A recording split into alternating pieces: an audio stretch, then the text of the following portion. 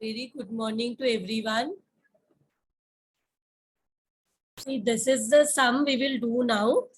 In your screen, you can see prepare departmental trading and profit and loss account. And also one more important thing they have asked us to prepare. अभी तक हमने कोई भी सम में general profit and loss account नहीं prepare किया. But while explanation, I had told you that general profit and loss account कौन से situation में prepare करते हैं.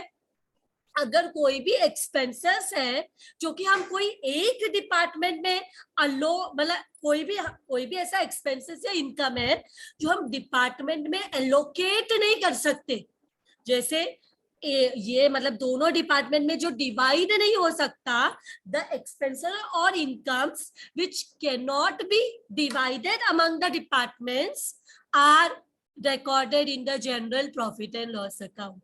मतलब ऐसे एक्सपेंसेस या इनकम जो कि हम डिपार्टमेंट वाइज डिवाइड नहीं कर सकते, उसको हम कहाँ बताएंगे?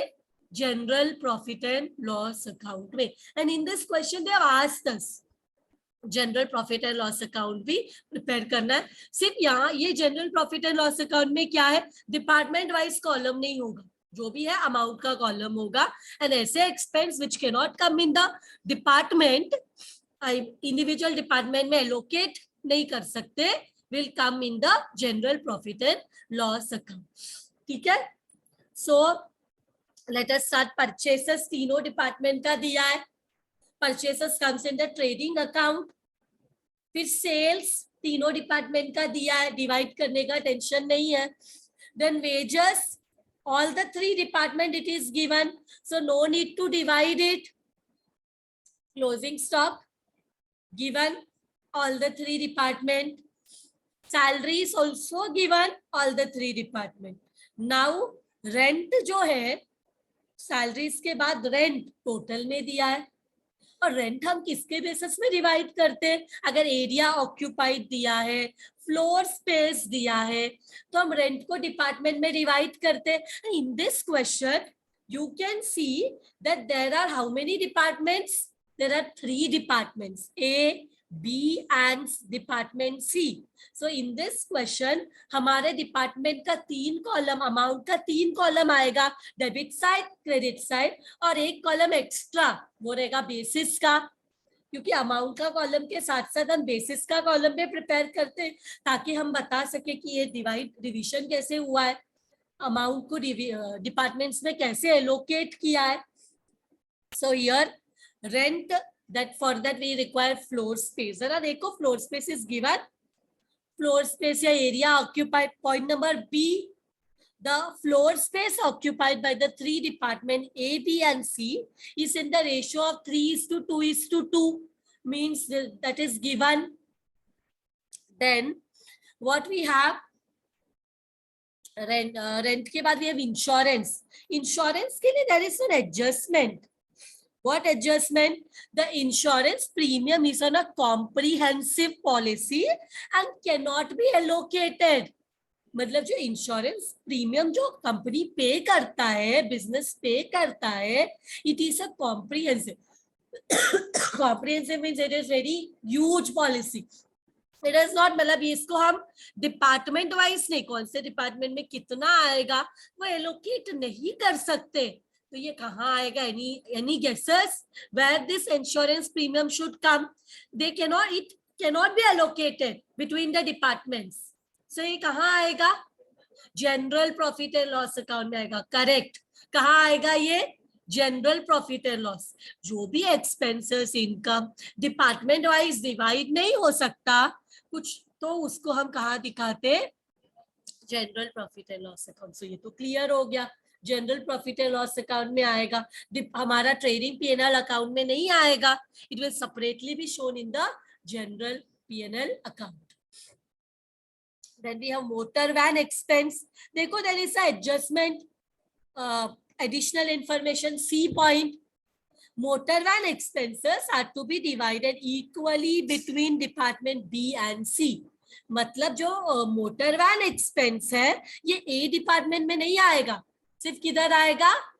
B and C. कैसे डिवाइड होगा?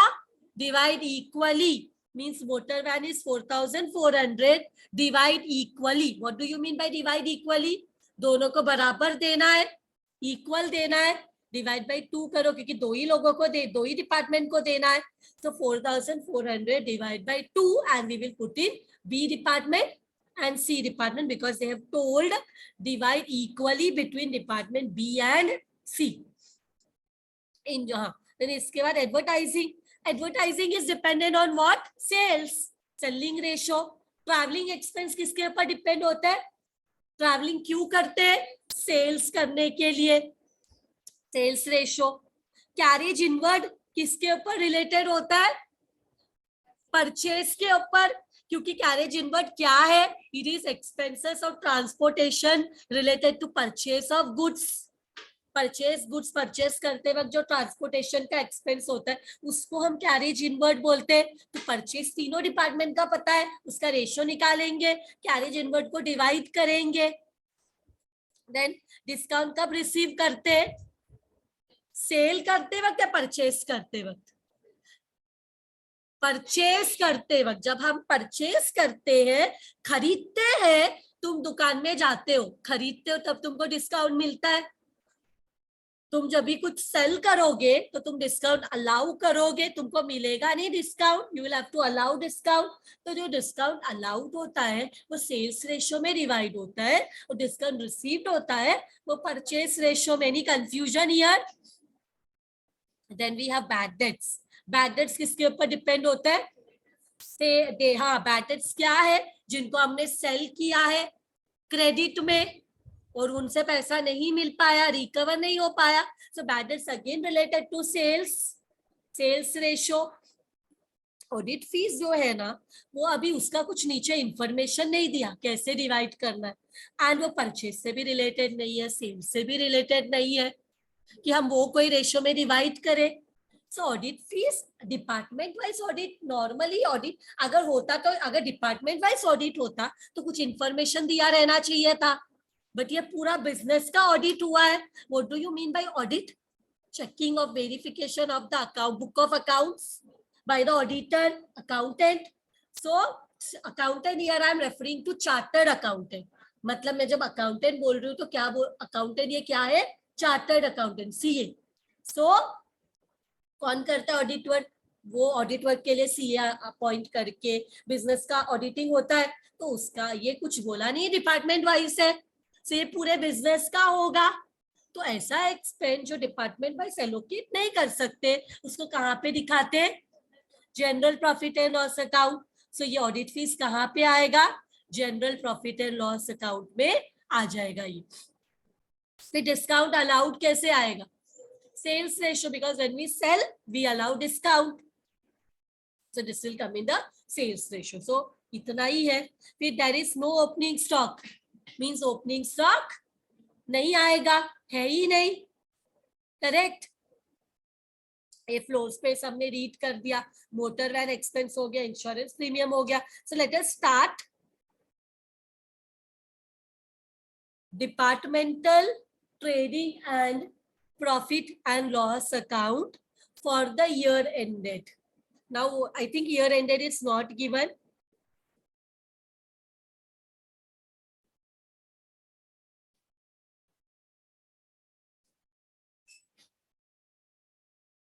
Okay, not given, na? Year end is not given.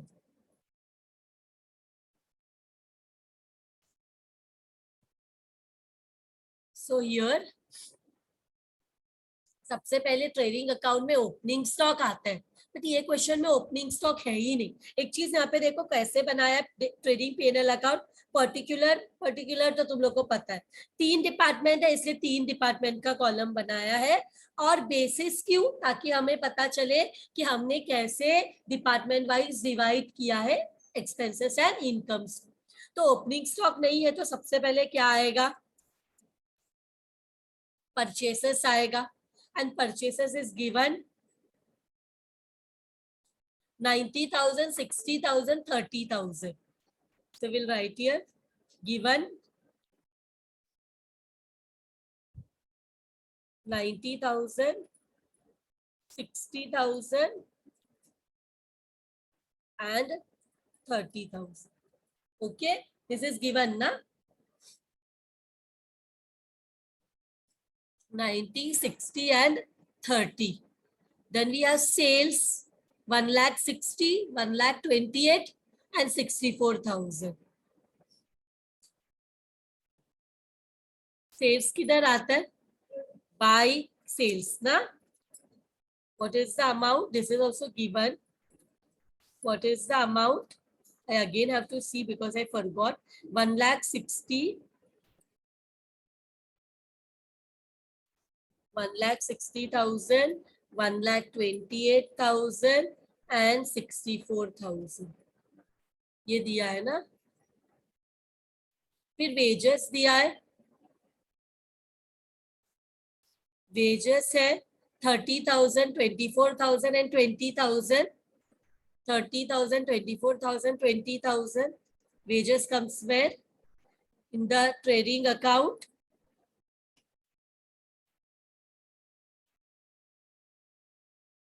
Wages. How much it is? 30, 24, 20.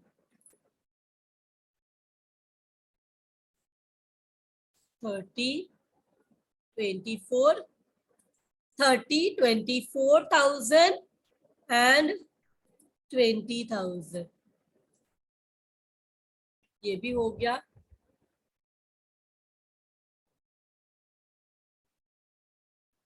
फिर closing stock 44, 32, 44,000, 32,000, 28,000. 44, 32, 28. I will write the amount first. 44, 32 na. 32,000 and 28,000. And इसको बोलेंगे ये क्या है? By closing stock.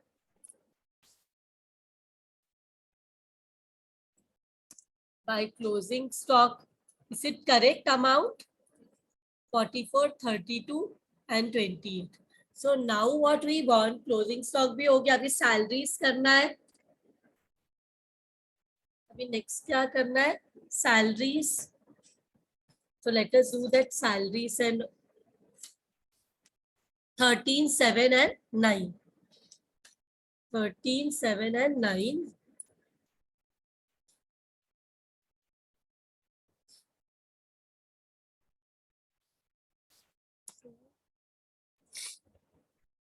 Salaries come in the P&L account.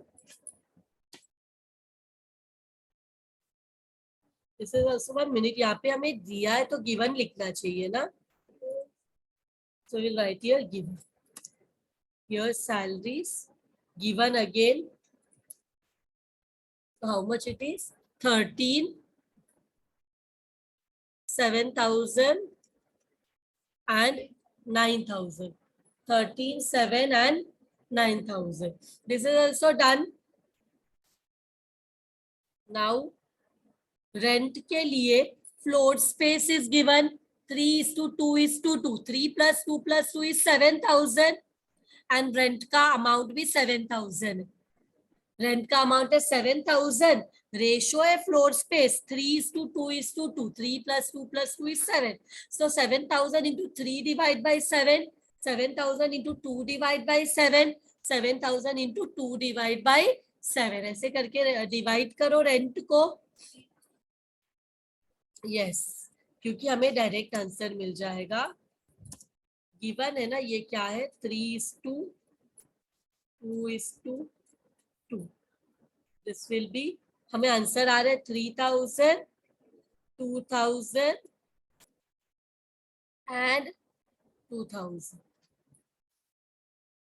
3 plus 2 plus 2 is 7. So 3/7, 2/7, 2/7. ऐसे करके 7,000 को तीनों डिपार्टमेंट्स में we will divide.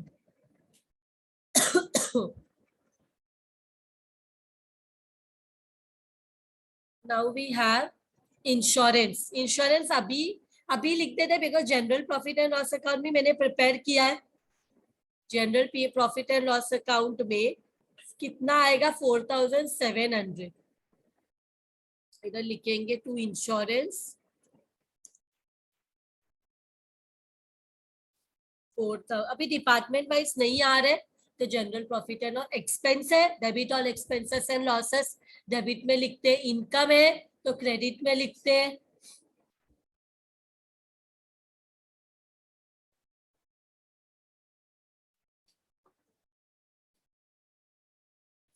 फिर इधर मोटर वैन एक्सपेंस, इसके बारे में बोला है सिर्फ बी एंड सी में डिवाइड करो। मोटर वैन एक्सपेंस किधर आएगा, सिर्फ बी एंड सी में। तो motor van is how much, 4,400 equally B and C में। To motor van expenses, how much it is, 4,400 है ना। क्वेश्चन में बोला इक्वली डिवाइड करो, लेकिन किसमें, सिर्फ बी एंड सी में। तो इसको ऐसे लिखो गिवन, नहीं तो 1:1 जैसे लिखना पड़ेगा, मतलब लेकिन सिर्फ दो ही डिपार्टमेंट में आने वाला है। 4,400 will be 2,200, 2,200। okay, then what we have,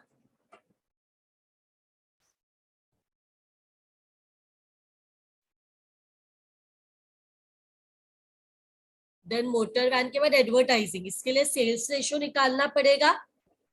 sales क्या हमारा 1,60,000, 1,28,000, 64,000। Let us prepare the sales ratio.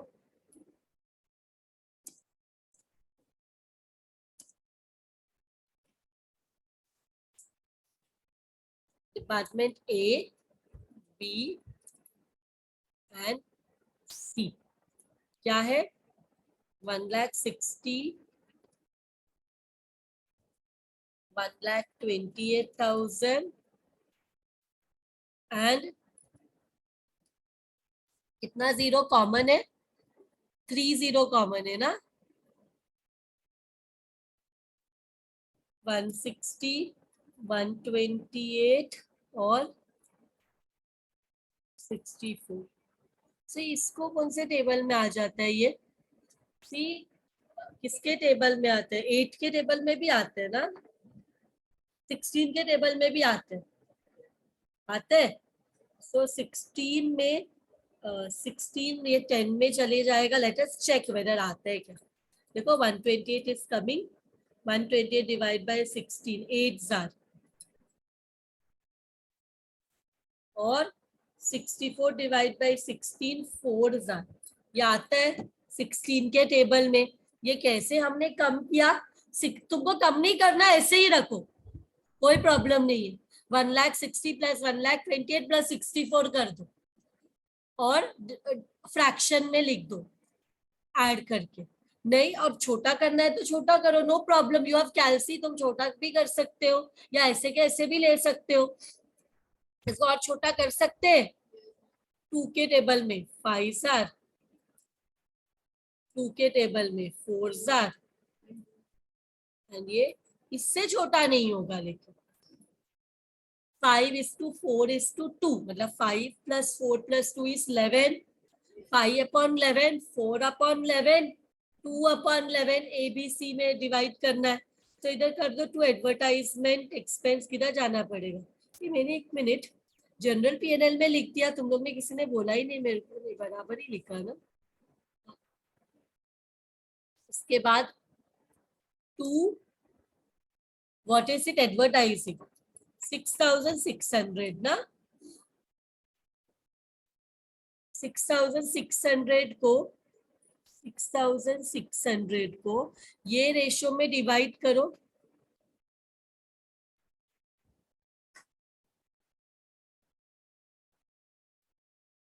करो 6,600 इंटू 5/11,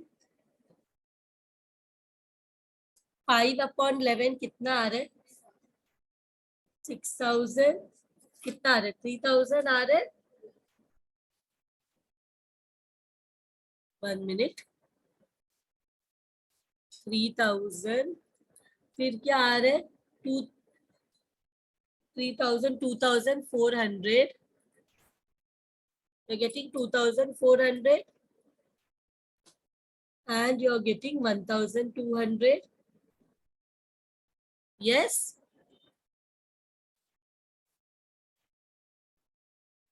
This is done.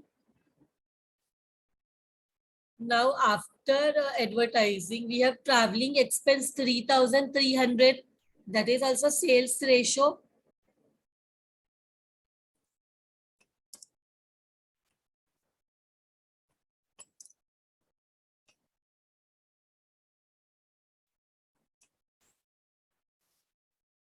$3,300 मतलब इधर 1,500 आ जाएगा, इधर 1,200 आ जाएगा, इधर 600 आ जाएगा. देखो 5/11, 3,300 into 5/11, 3,300 into 2 है क्या है 4/11, 5,500 in 3,300 into 2/11. ये आ रहे सबको, ये आंसर आ रहे.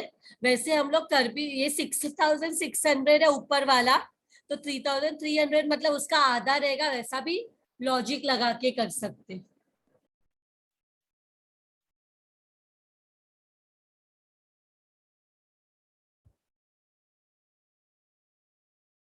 सो कैरेज इन ट्रैवलिंग एक्सपेंस के बाद we have carriage inward 12,000. Carriage inward के लिए what we want, purchase ratio चाहिए ना. परचेस क्या है 90,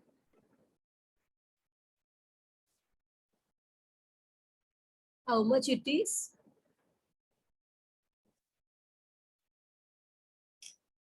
90,000, 60,000, 30,000.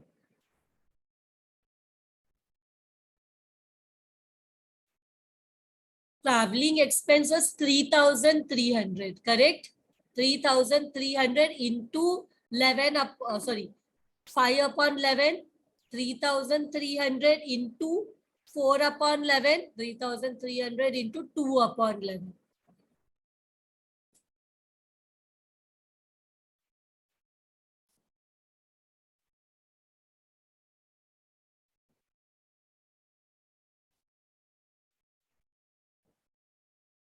So here let us do the next one.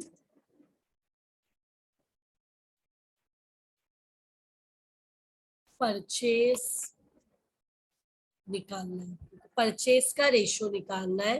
तो परचेस कितना है 90, 60 एंड 30. Department A,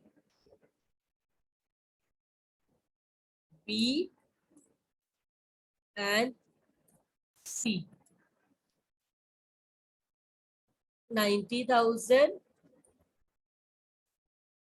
60,000 and 30,000. इसमें कितना जीरो कॉमन है 4 0 कम ज्यादा है ना कॉमन, तो क्या बचेगा, रखना है तो इतना ही छोटा रखो. बस 3 के टेबल्स में तीनों नंबर आता है. 3 3s are 9, 2s are 6, 1s are 3. तो 3 2 1. तो carriage inward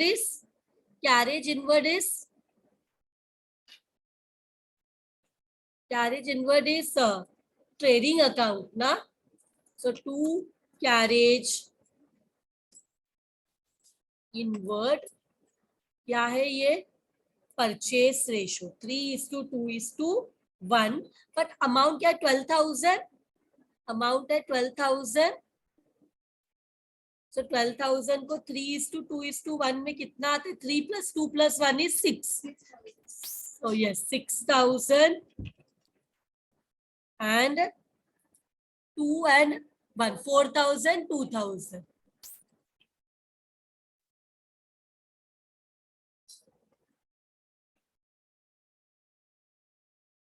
Next we have discount received 3,600. ये भी परचेस रेशियो से लेना पड़ेगा. डिस्काउंट रिसीव्ड तो लिखेंगे बाय डिस्काउंट, एक लाइन छोड़ देते, bye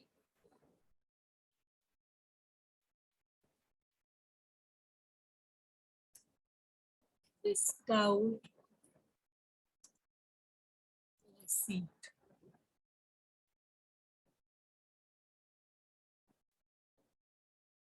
bye discount receive, this is which ratio?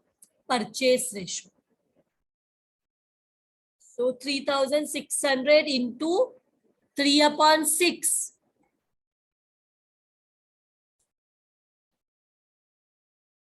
3,600 into 3/6 कितना आता है? 1,800. 3,600 into 2/6 कितना होता है? And 3,600 into 1/6 हमें कितना मिलता है? 600.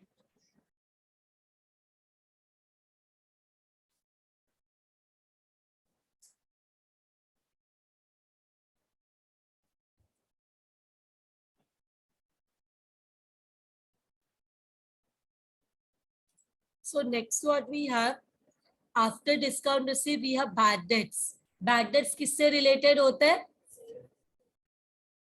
सेल से रिलेटेड होता है.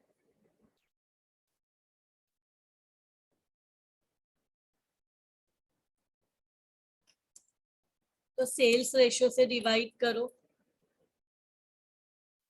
Sales ratio is 5/11, 4/11 and 2/11. तो how much is the amount of bad debts? 1100. तो 1100 है, डिवाइड बाय 11 ही करना है ना.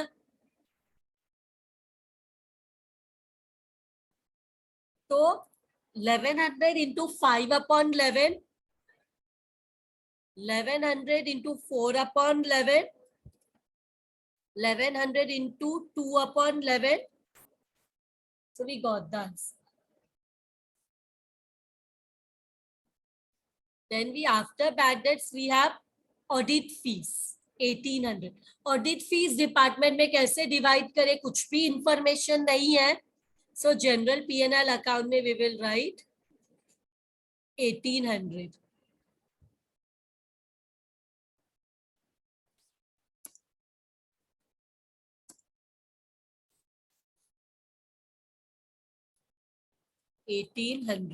क्योंकि डिपार्टमेंट वाइज डिवाइड नहीं कर सकते, तो 1800.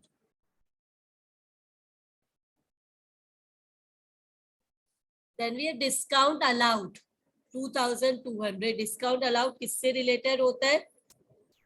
To discount. तो ये क्या है? सेल्स रेशो 2200 है ना.